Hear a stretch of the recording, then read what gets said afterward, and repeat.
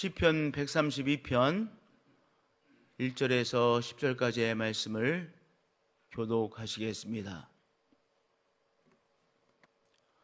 여호와여, 다윗을 위하여 그의 모든 겸손을 기억하소서. 그가 여호와께 맹세하며 야곱의 전능자에게 서원하기를, 내가 내 장막집에 들어가지 아니하며 내 침상에 오르지 아니하고 내 눈으로 잠들게 하지 아니하며 내 눈꺼풀로 졸게 하지 아니하기를, 여호와의 처소 곧 야곱의 전능자의 성막을 발견하기까지 하리라 하였나이다. 우리가 그것이 에브라다에 있다 함을 들었더니 나무밭에서 찾았도다. 우리가 그의 계신 곳으로 들어가서 그의 발등상 앞에서 엎드려 예배하리로다. 여호와여, 일어나사 주의 권능의 궤와 함께 평안한 곳으로 들어가소서. 주의 제사장들은 을을 옷 입고 주의 성도들은 즐거이 외칠지어다. 주의 종 다윗을 위하여 주의 기름 부음 받은 자의 얼굴을 외면하지 마옵소서. 아멘. 성가대 찬양하겠습니다.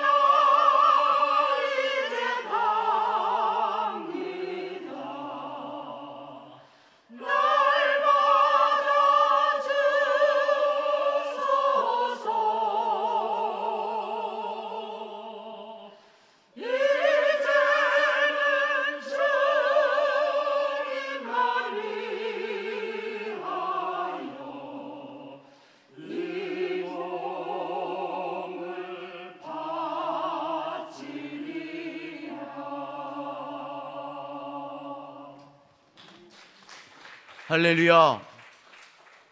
시편 132편은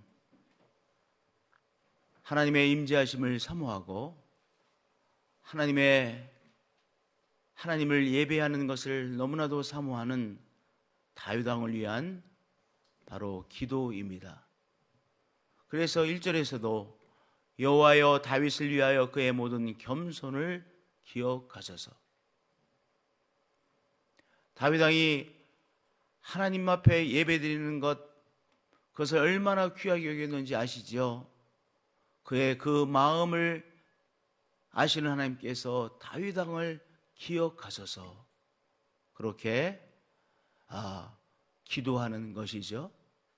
근데 참 재미난 것은 여호와여, 다윗을 위하여, 그 다음에 그의 모든 겸손을 기억하소서, 이렇게 노래하고 있습니다. 겸손의 핵심은 무엇입니까? 하나님을 경외하는 마음입니다.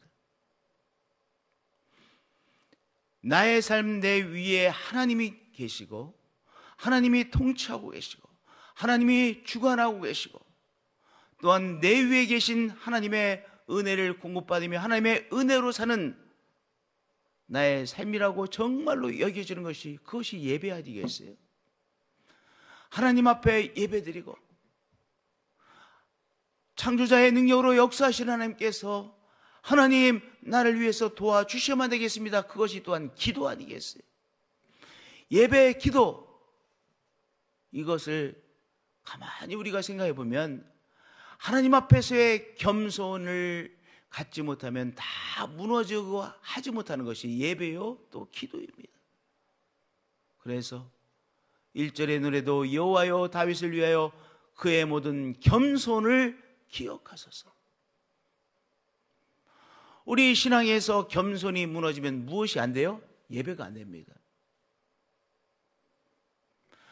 우리의 삶에 있어서 하나님의 은혜에 대한 믿음, 바로 겸손이 무너지면 하나님 앞에 부르짖는 기도가 되지 않습니다. 바로 하나님을 하나님으로 인정하는 것이 또한 겸손이죠. 하나님을 하나님으로 인정하는 겸손이 오늘 우리들 속에 충만하여 하나님 앞에 예배자로 나가시고 하나님 앞에 부르짖음의 기도로 나가시는 성도님들 되어지실 축복드립니다. 하나님 역사해 주시지 아니하시면 저는 제대로 살 수 없습니다. 하나님께서 시험에 빠지지 않도록 지켜주시지 않으면 당장 시험에 빠질 수밖에 없는 나의 삶입니다. 하나님 지켜주셔야만 됩니다. 우리가 영혼이 깨어 겸손으로 충만할 때 하나님 아버지 앞에 부르짖어 기도하게 되어지는 것이죠. 할렐루야. 다윗이 블레셋의 지배 아래 있었던 예루살렘을 이제 찾았습니다. 방금 전까지는 예루살렘이 블레셋의 지배 아래 있었어요.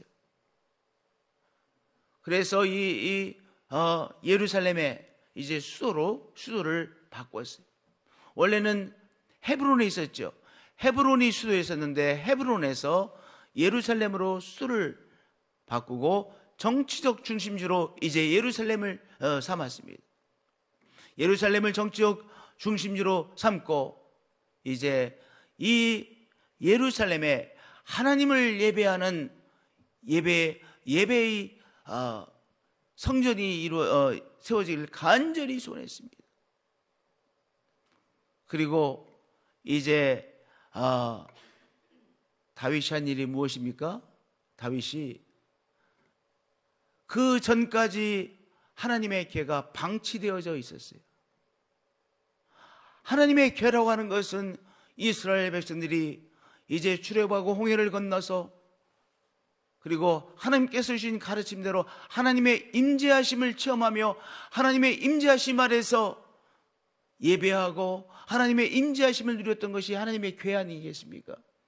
그러니까 이스라엘 백성들에게 너무나도 중요한 것이 하나님의 궤인데 하나님의 궤가요 아주 방치되어져 있어요. 기랏 여아림이라고 하는 곳에 방치되어져 있어요. 그것을 보고 너무 가슴 아파하는 이 다윗이 이제 이스라엘 백성들에게 다 마음을 모아서 함께 기도하라고 하고 기랏 여아림에 방치되어져 있는 하나님의 궤를 이제 예루살렘으로 이동을 시킵니다. 그 말씀은 잘 아시죠? 바로 하나님의 궤는 하나님의 임재하심을 의미하는 것이죠. 하나님이 우리와 함께 하시는구나. 하나님의 궤를 통하여 그것을 확인하고 겸손함으로 하나님 앞에 나가도록 하는 것, 예배의 삶을 살도록 하는 것이 하나님의 궤예요. 이 하나님의 궤를 이제 다윗이 온 백성들과 함께 기도하면서 이제 기랏 여아림에서 우여곡절을 통해서 예루살렘에 오게 하는 거예요. 이 예루살렘에 하나님의 교회가 도착하고 막 춤을 추며 기뻐하죠. 성도님들, 우리가 하나님 앞에 우리가 함께 예배를 드립니다. 교회가 왜 중요합니까? 우리가 함께 하나님을 만나고 하나님 앞에 예배드리고 하나님이 우리의 삶의 중심이 되게 하는 것이 무엇이에요? 교회이죠. 이 다윗 때는 하나님의 교회, 이제 솔로몬 시대 동안 이제 예루살렘 성전을 건축합니다. 예루살렘 성전이 예배의 센터가 되어집니다. 그러나 다윗 때까지는 이제 예루살렘 성전이 건축되지 못하잖아요. 그러니까 이 하나님의 교회를 이제 예루살렘에 모시고 이 하나님의 교회가 있는 곳을 중심으로 하나님을 예배하는 예배의 장소가 되어지죠. 그래서 소중한 거예요. 우리들에게 있어서 교회가 왜 소중합니까? 우리가 함께 하나님을 예배하고 창조자 하나님으로 예배하고 구원자 하나님으로 예배하고 하나님께서 우리에게 주시는 공급하심을 체험하며 살아가는 것이 바로 교회 아닙니까? 그렇기 때문에 우리에게 교회가 소중한 것이죠. 시편 132편은요 바로 그것에 대한 노래입니다. 그가 여호와께 맹세하여 하며 야곱이 전능자에게 서원하기를 하나님께 서원하기를 서원했습니다. 내가 내 장막집에 들어가지 아니하며 내 침상에 오르지 아니하고. 언제까지?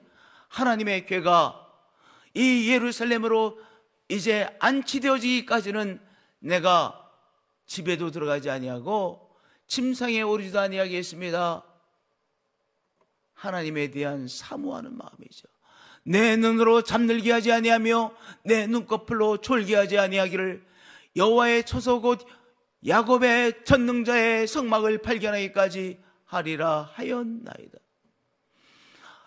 하나님의 궤가 이 예루살렘에 이제 자리를 잡을 때까지 내가 내 눈을 붙이지 않겠습니다. 바로 하나님에 대한 이 예배에 대한 열망을 보게 되어지죠. 하나님의 임재하심을 정말로 사모하고 하나님의 임재하심을 너무나도 귀하게 여기는 다윗의 그 마음을 보게 되어집니다. 바로 그것이 믿음이죠. 우리가 그것이 에브라데에 있다함을 들었더니 나무밭에서 찾았습니다. 하나님의 궤가 이렇게 방치되어져 있었어요. 교회의 타락은 무엇입니까? 바로 하나님의 임재하심이 무시되어지는 것이 교회의 타락 아니겠어요? 교회의 회복은 무엇입니까? 하나님을 중심으로 하나님 앞에 우리가 정말로 겸손으로 예배드리는 것, 그것이 교회의 회복이에요.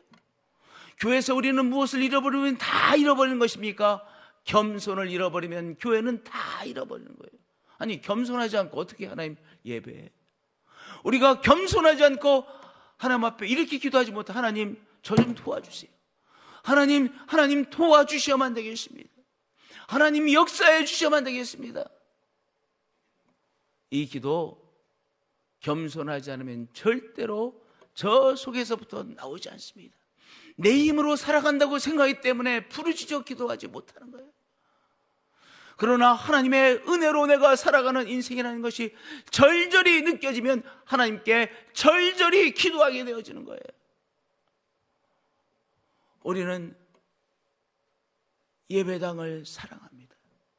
예배당 자체를 사랑하는 것이 아니라 바로 하나님을 사모하기에 우리가 함께 예배드리고 함께 하나님 앞에 기도하는 우리의 예배당을 귀하게 여깁니다. 그 노래이죠.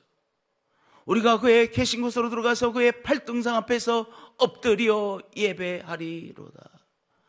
여호와여 일어나사 주의 권능의 교와 함께 평안한 곳으로 들어가소서. 이제 이 예루살렘에 하나님 우리와 함께하여 주옵소서. 우리가 여호와께 하나님의 이 궤를 옮기고 있습니다.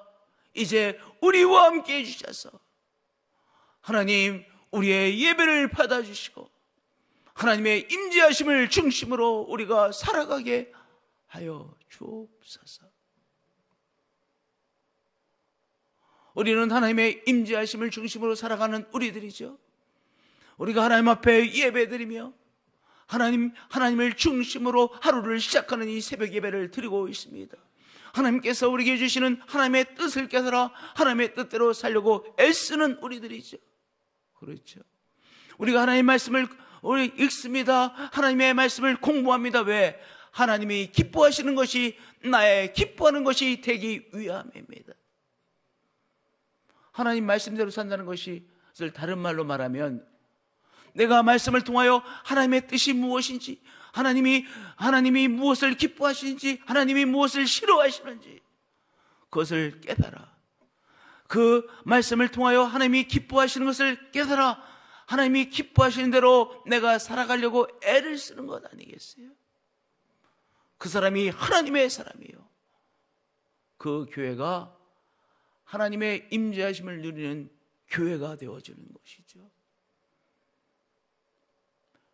여호와여 일어나사 주의 권능의 계와 함께 평안한 곳으로 들어가셔서 주의 제사장들은 의를 얻고 주의 성도들은 즐거이 외칠지어다.